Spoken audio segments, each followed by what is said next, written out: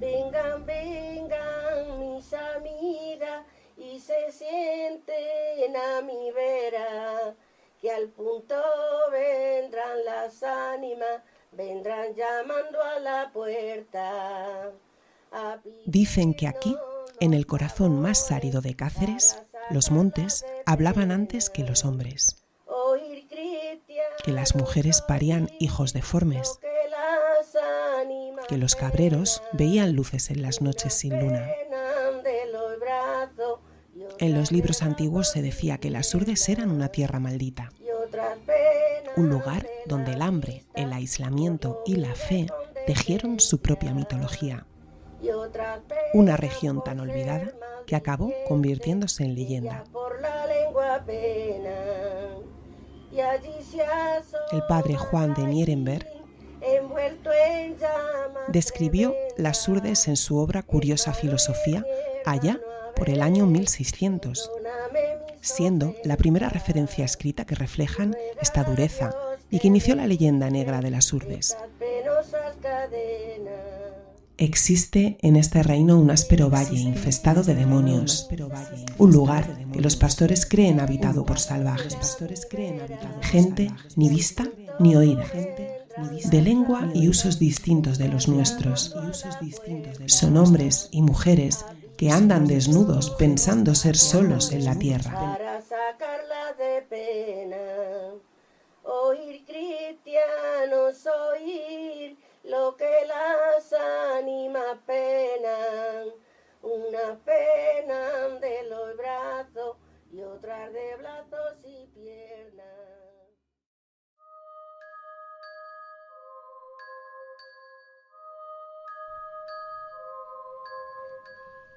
Atención, delirantes, lo que vais a escuchar no es ficción, aunque quizás desearás que lo sea. Soy Macarena Naranjo Agraz y aquí, en Crónica Delirio, exploramos los misterios reales que la historia intenta olvidar. Desapariciones sin rastro, crímenes imposibles, sectas ocultas y delirios humanos que dejaron huella. Ponte cómodo, pero no demasiado. Comenzamos.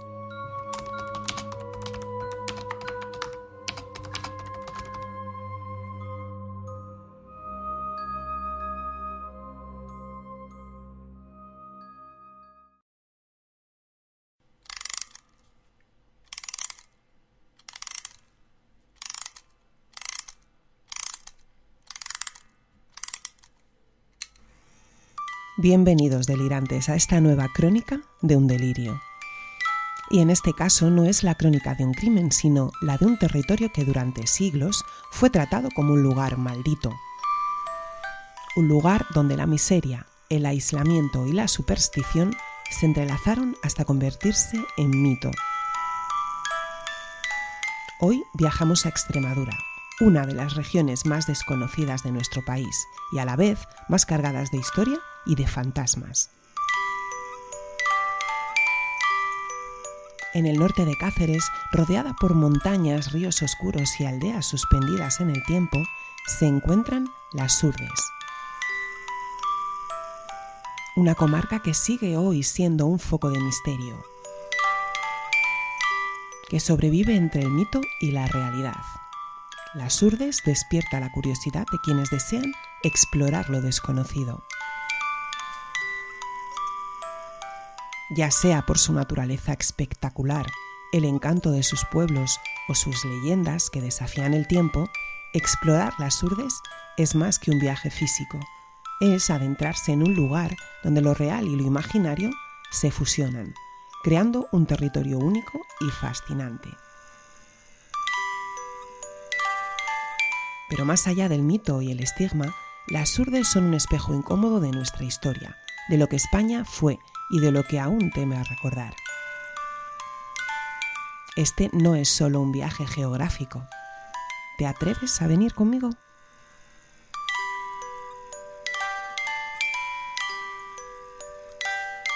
Hoy viajamos a un lugar donde la realidad fue tan brutal que tuvo que disfrazarse de mito. Hoy cogemos el tren y viajamos a las Urdes.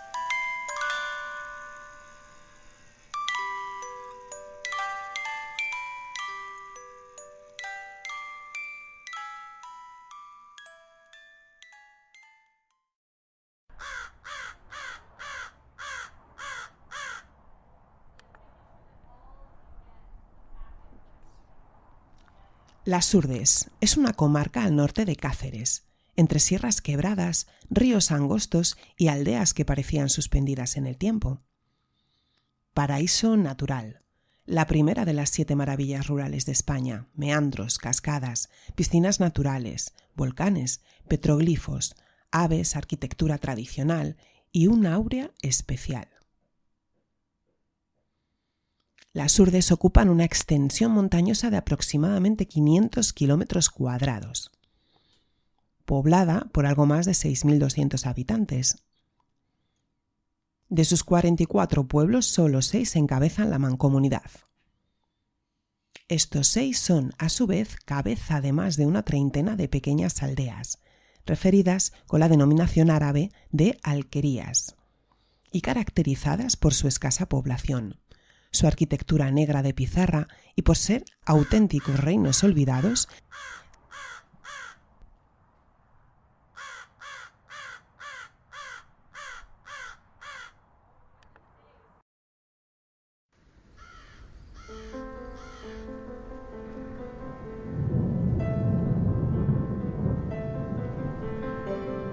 Las Urdes concentra el 90% del misterio de Extremadura. Es una de las regiones europeas más importantes en cuanto a leyendas, mitos y misterios.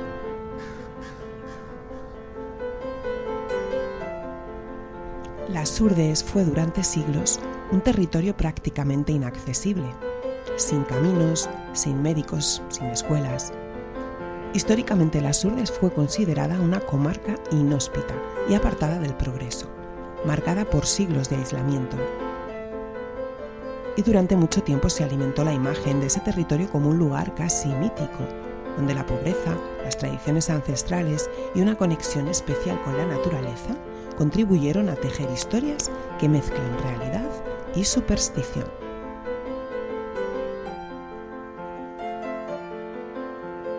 Es una región de belleza salvaje, pero también marcada por las adversidades.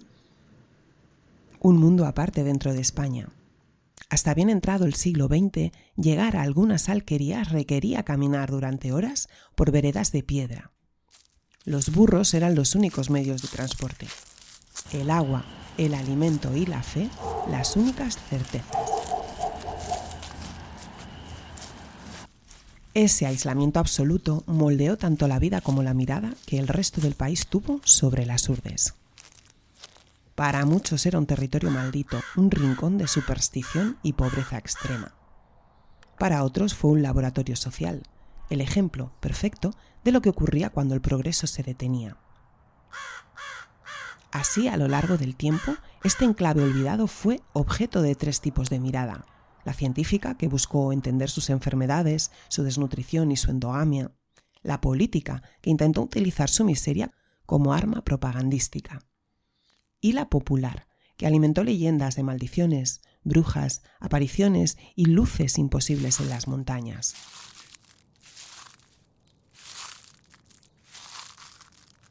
La paradoja es dolorosa. Las Urdes fueron olvidadas por la historia, pero observadas con lupa por todos los que necesitaban un espejo de horror, de atraso o de redención para construir su propio relato sobre España. Y aquí surge la pregunta que guiará este episodio. ¿Fue realmente una tierra maldita? ¿O la maldición vino de fuera, impuesta por quienes la miraron desde lejos?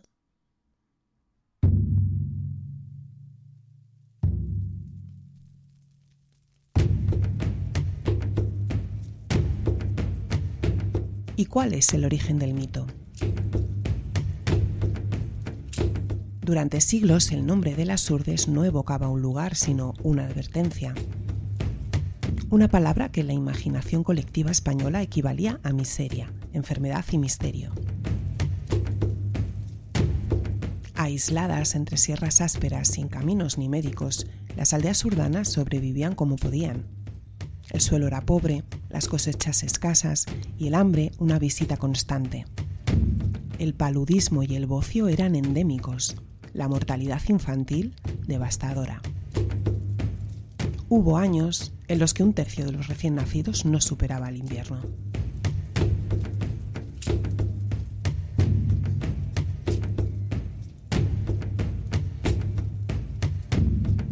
Esa pobreza ancestral no solo marcó sus cuerpos, sino también la mirada que el resto del país lanzó sobre ellos.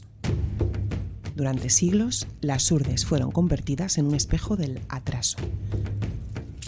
El ejemplo que se repetía cuando se hablaba de una España olvidada, primitiva, supersticiosa. Los viajeros que se aventuraban hasta allí regresaban con relatos que mezclaban realidad y fábula. En 1694, el también religioso Fray Tomás González aseguraba que el mismísimo Satanás había llevado a la perdición a los habitantes malditos de una comarca del norte extremeño. Y no estuvo menos recatado el historiador inglés Burrough, quien ya en el siglo pasado y en su obra La Biblia en España indicaba sin rubor que no hay tierra como esta, tiene sus secretos y misterios. Muchos se han perdido en ella y no ha vuelto a saberse su paradero. Cuentan que en ciertas lagunas existen horribles monstruos y que en los ásperos valles solo alumbra el sol al mediodía, reinando las tinieblas el resto de la jornada.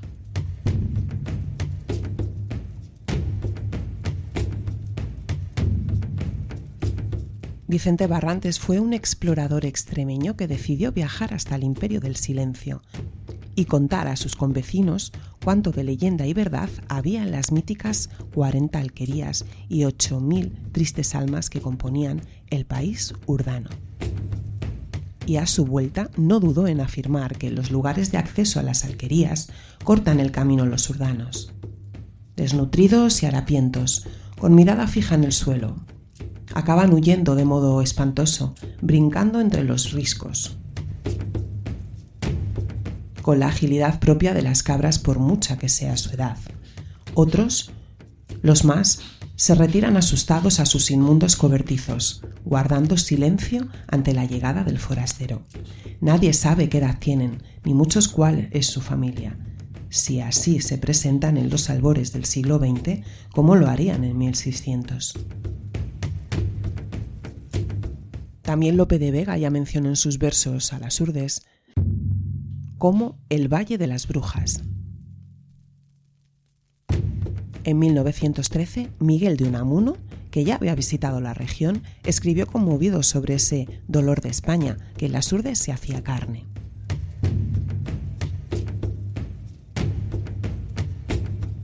Y el investigador francés Maurice Legendre, fascinado por la dureza del lugar, documentó con rigor sus costumbres, pero alimentó también, sin quererlo, la idea de un pueblo suspendido en el tiempo.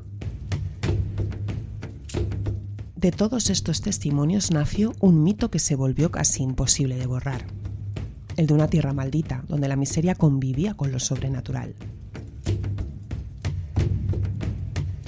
Y entre los propios urdanos circulaban leyendas sobre brujas que robaban niños, endemoniados que hablaban lenguas extrañas y luces misteriosas que descendían por los montes en noches sin luna. Cuentos de animales deformes, de criaturas que lloraban como recién nacidos y de mujeres que decían parir hijos sin alma. Historias que servían para explicar lo que no tenía explicación, la enfermedad, la muerte o la desgracia. Pero también relatos que el resto de España amplificó hasta convertirlos en dogma popular. En el mapa de la superstición, las urdes quedaban marcadas como un enclave maldito, y en el fondo ese estigma fue más cruel que cualquier leyenda.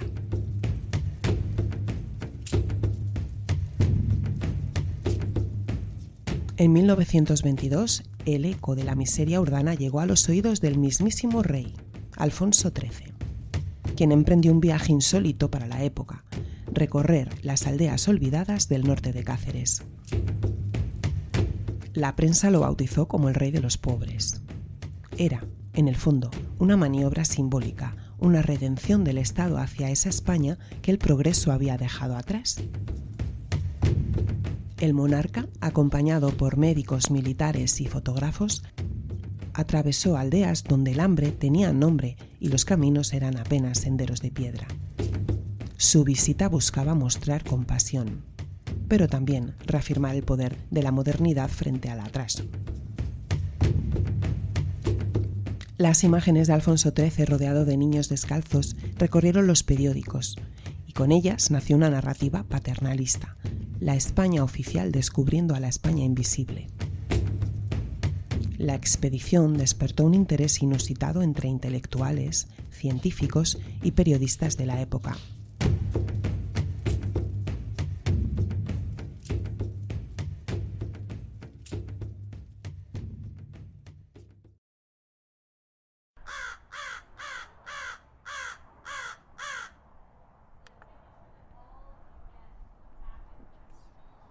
Y fue una década más tarde, en 1933, cuando Luis Buñuel convertiría ese interés en una obra que marcaría para siempre la memoria visual del país, Las Urdes, Tierra sin pan.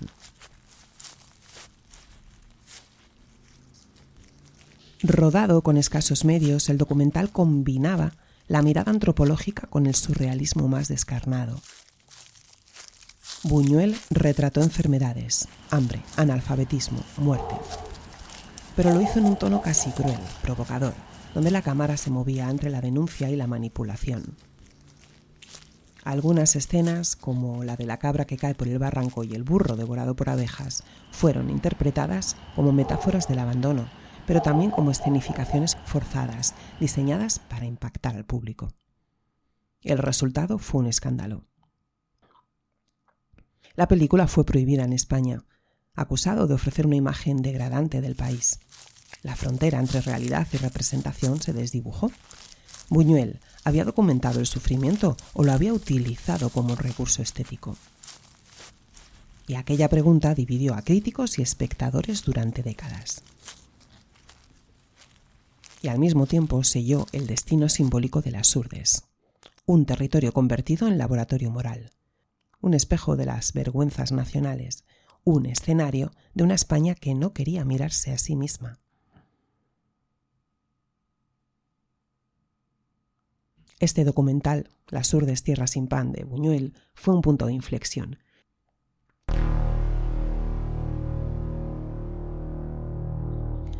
Así, la percepción de Las Urdes como una tierra sin ley y habitada por gentes primitivas y olvidada por la modernidad se gestó en el imaginario colectivo español. Este estereotipo generó un miedo a la otredad al reconocer que dentro de las propias fronteras existía una realidad tan ajena y precaria. Para la sociedad de la época, que aspiraba a la modernidad y al progreso, la existencia de una pobreza tan extrema y primitiva era una vergüenza que se prefería ignorar. La leyenda negra que se tejió alrededor de Las Urdes, con historias que rayaban en el misterio y la superstición, sirvió en parte para distanciar y exotizar esa realidad. La leyenda negra que se tejió alrededor de Las Urdes, con historias que rayaban en el misterio y la superstición, sirvió en parte para distanciar y exotizar esa realidad, haciéndola menos amenazante para el resto del país. Al categorizarla como maldita, se justificaba su aislamiento y se evadía de responsabilidad social.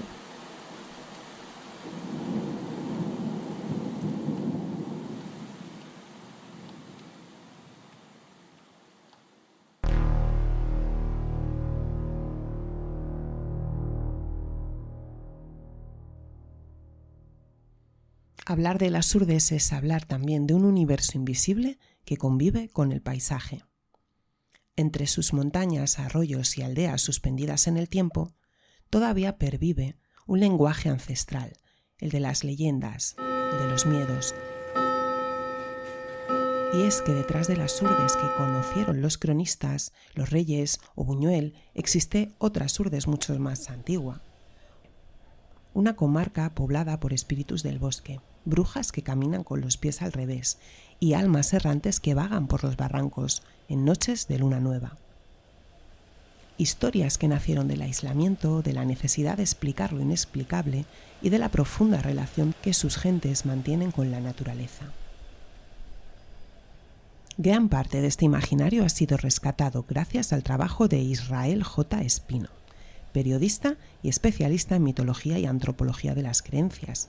Ella es autora de la obra Leyendas, misterios y seres mágicos de Las Urdes. Es este un proyecto impulsado por el Centro de Documentación de las Urdes, que recoge 42 personajes míticos surgidos de la tradición oral urdana. Este es un trabajo que no solo documenta, sino que da voz a los mitos que se negaban a morir. En este punto del episodio te propongo mirar a las Urdes no solo como una tierra olvidada, sino también como un territorio simbólico. Un mapa de la memoria, donde cada leyenda es en realidad una pista de cómo el miedo y la supervivencia moldearon la identidad de todo un pueblo.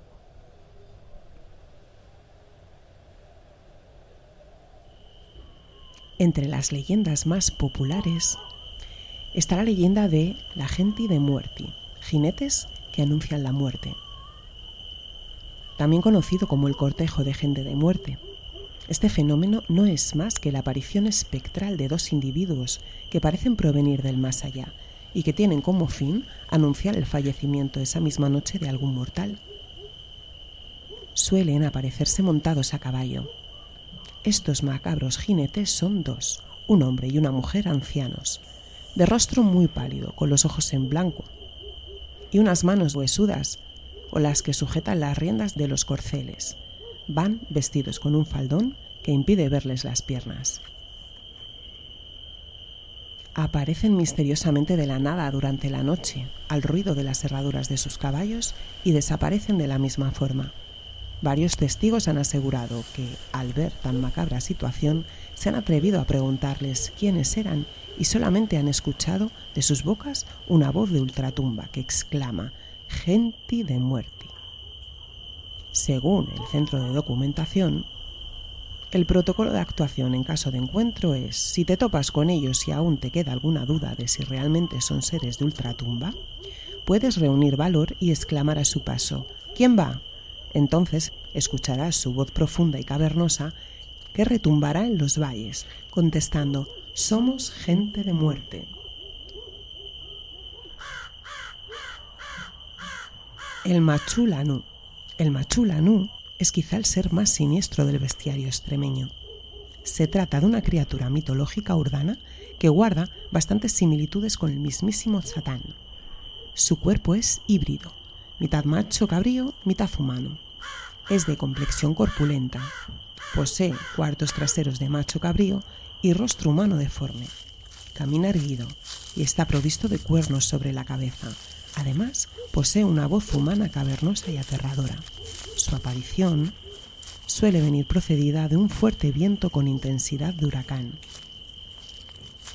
Este siniestro personaje ha perdurado en la memoria de los vecinos de las Urdes, siendo una parte importante de su folclore. Ejemplo de ello es que en el carnaval urdano uno de los disfraces es el Machu Lanú. Los mulachinis del cielo. Es uno de los más peculiares seres mitológicos del bestiario extremeño. Hablamos concretamente de los maluchinis del cielo, unas criaturas de pequeño tamaño dotadas de un solo ojo y de aspecto similar al de un bebé. Estos insólitos seres se caracterizan por juguetear entre las nubes de las tormentas, forjando a cincel los rayos. A ellos se les hace responsables de los relámpagos, al igual que sucede con el entignau o el entiznau. A pesar de contar con un solo ojo, son famosos por tener una gran puntería a la hora de lanzar los rayos.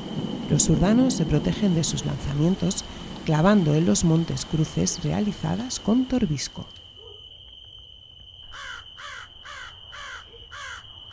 Jáncanu. El temido Jáncanu es un gigantesco cíclope, de aspecto horrible, antropófago y de malas intenciones, con un único ojo en el centro de su frente, que le dota de una vista prodigiosa y panorámica, de varias leguas a la redonda, desde la altura que le proporciona su estatura. Vive en cuevas de los montes urdanos, junto a la que se supone es su mujer, la Jáncara, dedicándose a pastorear cabras y ovejas. Posee un cuerpo muy peludo y suele vestir con las pieles de sus víctimas, tanto animales como personas. Esta leyenda es la versión urdana del mito del cíclope presente en muchas culturas indoeuropeas y peninsulares.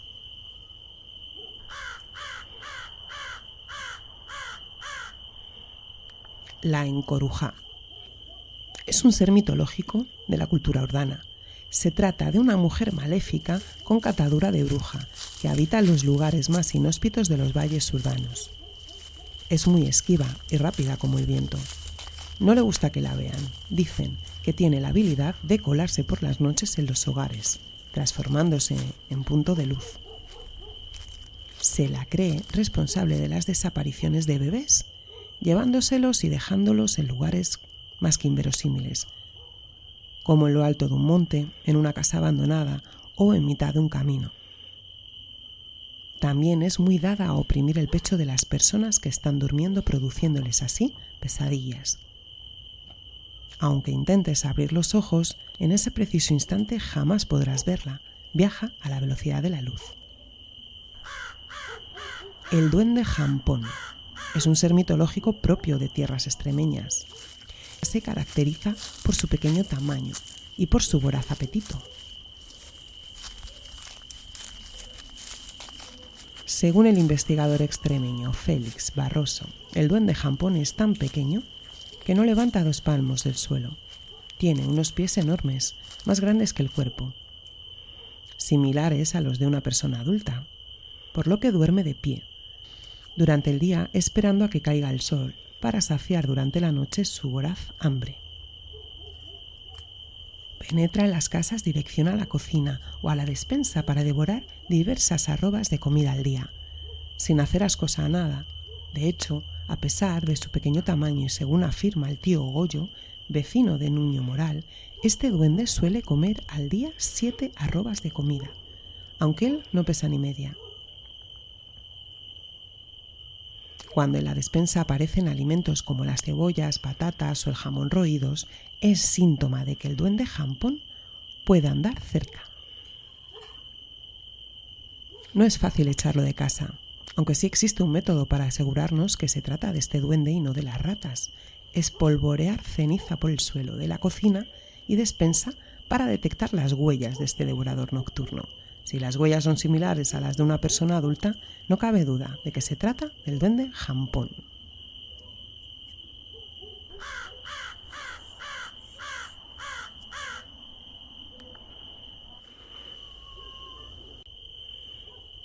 La chancalaera. La chancalaera es descrita también como una acosadora de hombres. Es una mujer grande, fuerte y muy atractiva, aunque tiene el don de poder transformarse en anciana de apariencia indefensa o en un animal. Su padre fue un pastor y su madre una yegua, de ahí sus grandes y largas patas, que hacen muy difícil huir de ella, pues de unas zancadas de tal longitud que le permiten cruzar a chancal ríos enteros. Las marcas de sus huellas aún se pueden ver en muchas rocas de varios arroyos de las Urdes. Su morada se sitúa en una cueva al pie del Pico de las Corujas. Cuenta la tradición que cierto día sedujo a un pastor de cabras que se encontró por el monte llevándole a su cueva.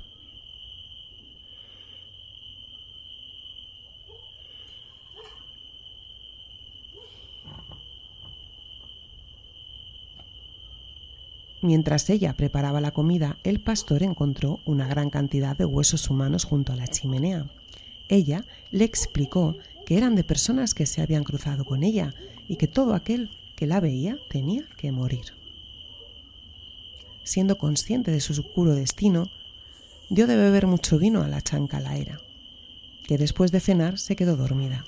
Aprovechó el pastor para huir despavorido y dar el aviso en el pueblo, y cuentan que subieron 7.000 personas. Y se dice que apresaron a la chancalaera. Hay incluso quien dice que la dieron muerte allí mismo. Popularmente, la chancalaera se la utiliza como asustadora de niños. Dicen que entra en las casas donde se oye a los niños llorar para llevárselos y comérselos. Los malus vientus. Los malus vientus son un extraño fenómeno meteorológico similar a un tornado. Este remolino de aire suele presentarse en las Urdes y se caracteriza por aparecer de forma imprevista. Lo hace en silencio, sin oírse la agitación del aire. Este fenómeno sorprende a rebaños enteros de ganado, aspirándolos literalmente hasta hacerlos desaparecer. para posteriormente volver a depositar los animales intactos en el mismo lugar ante la mirada anodada de los ganaderos urdanos. Y uno de los fenómenos más importantes de las Urdes son las luminarias. En octubre de 1917, en Cabroncino, una pequeña aldea urdana, el rumor del otoño llegaba con olor a humo y a tierra húmeda. Nicolás Martín Sánchez, al que todos conocían como Colás, regresaba a casa tras vender unos cerdos en el mercado de Aigal. Él era un hombre fornido, valiente, con fama de no temer a nada. Aquella tarde, dos vecinas del pueblo, Pepa y María Iglesias, le pidieron acompañarle. El camino hasta Cabroncino atravesaba un paraje solitario, cerca del río. Por aquellas sendas no era raro toparse con lobos o alimañas. El sol se fue apagando a medida que los tres se internaban en los caminos de tierra. Y fue entonces cuando la noche se les echó encima.